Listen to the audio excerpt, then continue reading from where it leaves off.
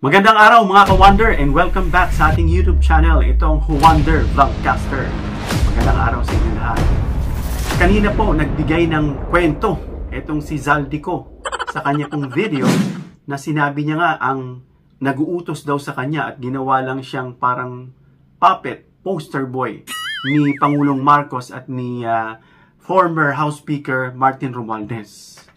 Na ito nga ngayon ay binabatikos at halatang scripted, no? Dahil ikaw na nagsasalita, ando dun sa ibang lugar. Bakit hindi ka umuwi? Sabi nga ni Senator Ping Lacson ng Blue Ribbon, ito ay walang probatory value. Dahil ito ay kwento lang.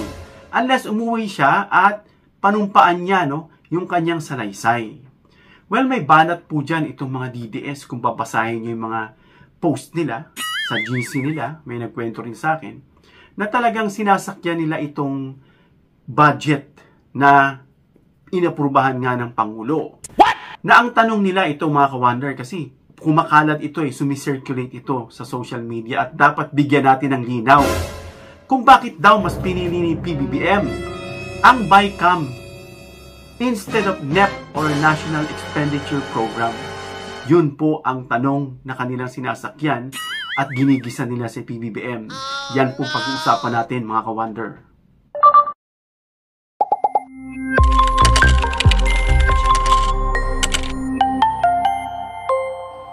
Wonder Vlogcaster.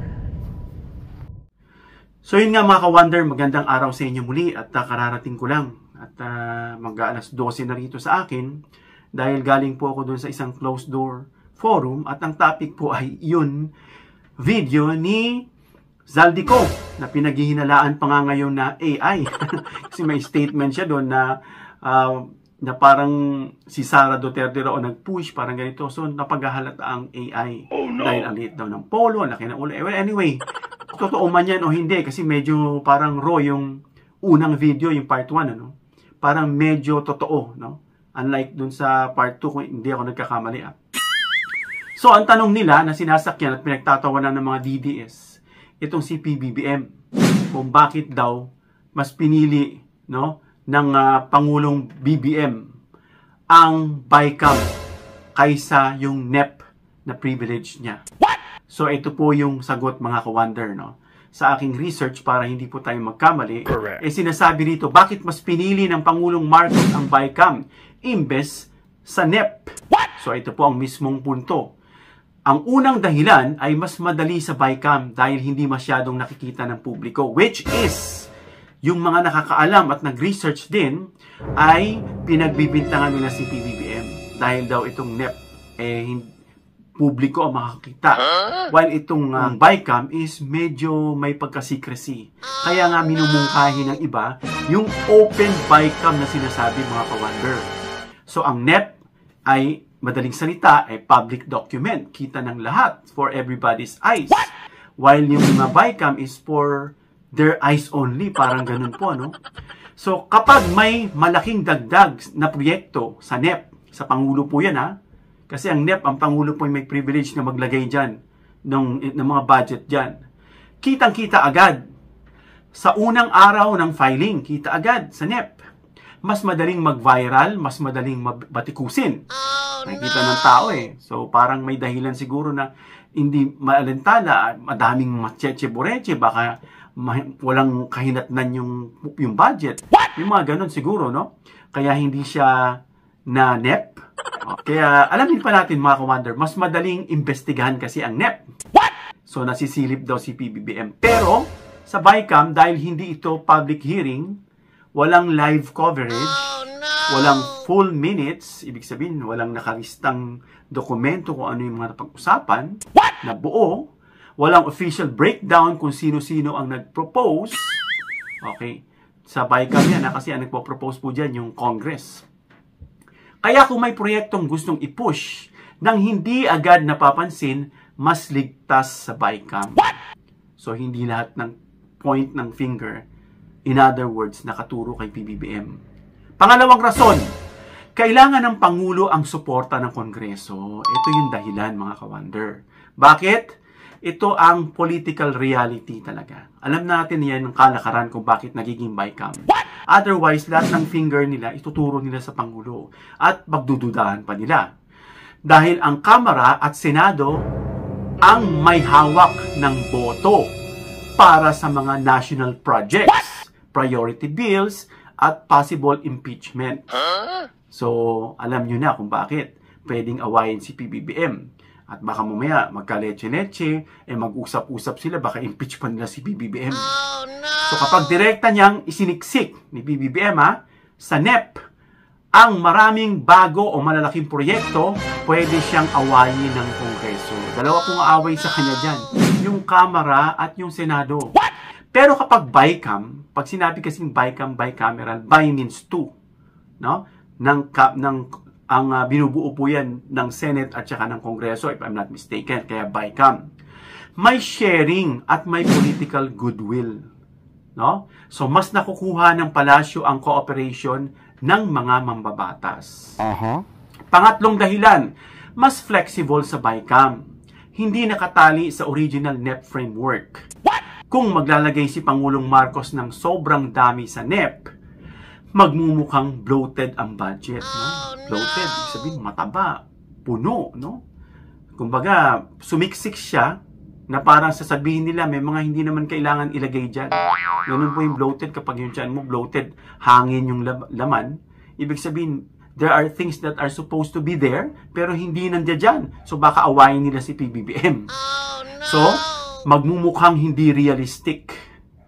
At mapipilitan siyang depensahan isa-isa sa budget hearings. Eh di kawawa naman si PBBM, siya lang mag-isa. Siya na nga nag-budget, siya na nga nag-desire kung ano saan dapat tumapunta. Kasi yun ang nakikita niya, pinag-aralan niya eh.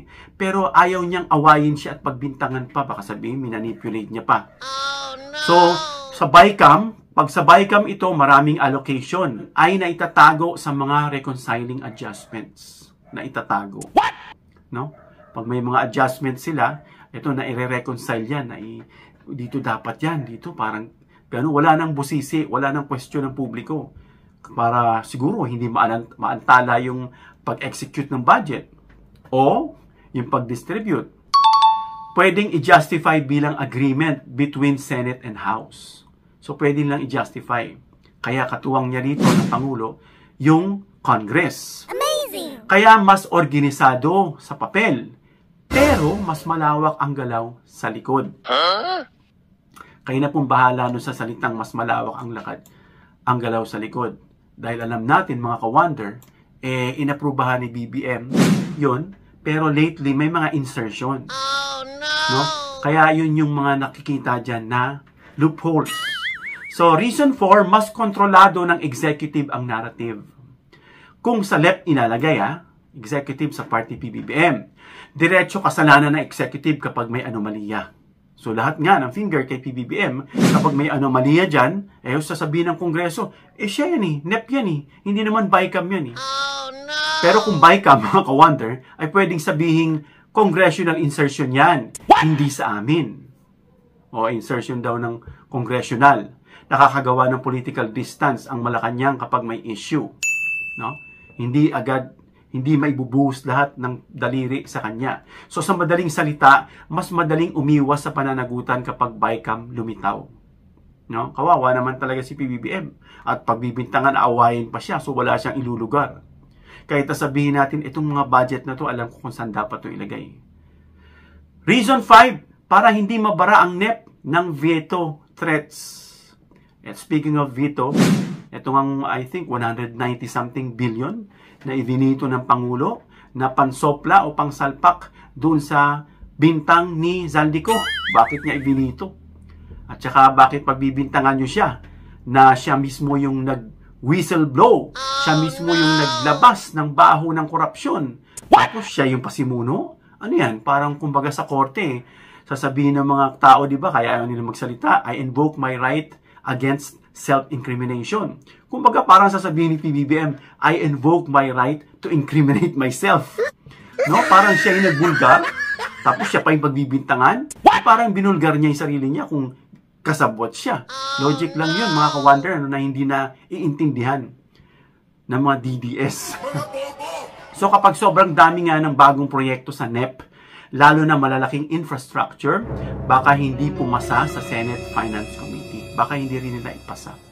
Meron dyan kasi na iba, alam na natin, hindi natin may tatanggi na may ilang mga senador na corrupt na kasama dito sa mga skandalo na ito, paking sa Kongreso. So, maaring, alam nyo na, hindi na natin i-elaborate yan. Pwedeng i-delay ng House o Senate hearing yung budget. Kasi nga wala silang say. At kapag hindi nagkasundo, budget reenactment ang kalalabasan. So lalong tatagal. So para mas mabilis at wala nang botche-boreche, binaycam na lang. Oh, no. At ayaw kasi yun ng presidente. Pero kapag bycam, wala nang mahabang debate. Kagaya na sa plenaryo, debate. Para saan ito? Hindi ito dapat dyan. Dapat itong inilagay nyo. So para wala, o sige, sinama na yung bycam para sila mismo ang maglalagay. No, yun lang, may mga insertions. At yung budget na ibinigay na itong amount, kapag binigay na sa isang may hawak, kinukupitan na. Yun po yung mga butas na pwedeng korupsyon. Oh, no! At mas mabilis ang approval kapag bycam. Amazing! At mas madali para kay Marcos na pumirma. Amazing! So, reason number 6, ito ang traditional channel ng pork type projects. Kaya pork type, na ginagamit nga nila ito no? Kaya tinawag itong pork barrel, na dun sila kumukuha ng kanilang kupit, no? So, hindi lang sa administration ito nangyari, Nangyayari ito ilang dekada na. Kinaugalian na, mga ka-wonder. Kaya dapat baguhin na natin ang ating constitution.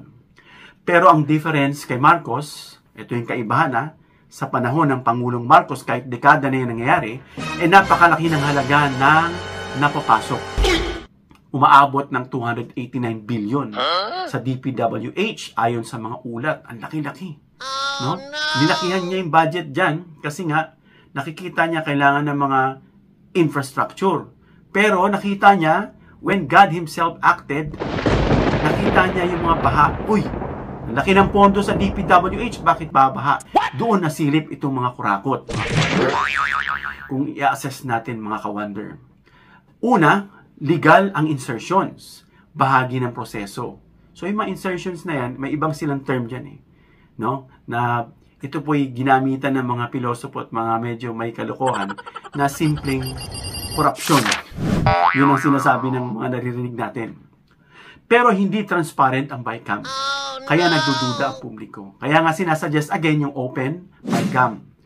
And then mas convenient sa Pangulo ang bycam dahil hindi public, di masyadong bantay sarado, mas madaling makabuo ng political alliances, at mas madaling umiwas sa direct accountability. Kagaya na nabanggit natin kanina, huwag nyo ibalik sa Pangulo sinasabi lang natin dito yung pinakabuod nung kanina. So ang laki ng perang involved, halimbawa sa DPWH, billion-billion mga kawalan, ang nagiging malaking pula na bandera. Red flag yan. Ang laki-laki, okay lang kung may nangyayari. May mga ghost project, may mga substandard, may hindi pa nga naumpisan no? Kaya nagiging kontrobersyal kahit hindi pa napatutunayan ng lahat. Oh no! So ang pinakamainam, mga ka-wonder, ay hindi ito tungkol sa kung legal ang insertion. What? Legal ito kung tutuusin. Ang tanong ay, bakit mas pinili ito ng presidente? At ang mambabatas sa isang lugar ay hindi nakikita ng publiko. Hanggat hindi transparent ang bycam, mananatiling malaking tanong ang bawat pisong idinadagdag. So ang solusyon, kung ayaw ng NEP na masyado mapuputukan si PBBM at baka awayin siya ng Kongreso, kaya niya ginawang bycam, pero nagiging may insertion, nagkukupitan, bycam which is medyo confidential, gawing open bycam. May live coverage, kita ng publiko habang isinasagawa ang budget hearing. So comment down below mga ka-wonder kung anong inyong opinion. And hanggang dito na lang tayo mga ka-wonder. If you like this video, give me a thumbs up para ma-introduce ni YouTube. And then share this video para malaman ng iba yung tungkol sa budget na kung bakit hindi NEP at naging bycam. And of course, don't forget to subscribe, hit the notification bell icon and choose all bilang suporta sa aming mga content creators. Hanggang sa muli mga ka-wonder, God bless.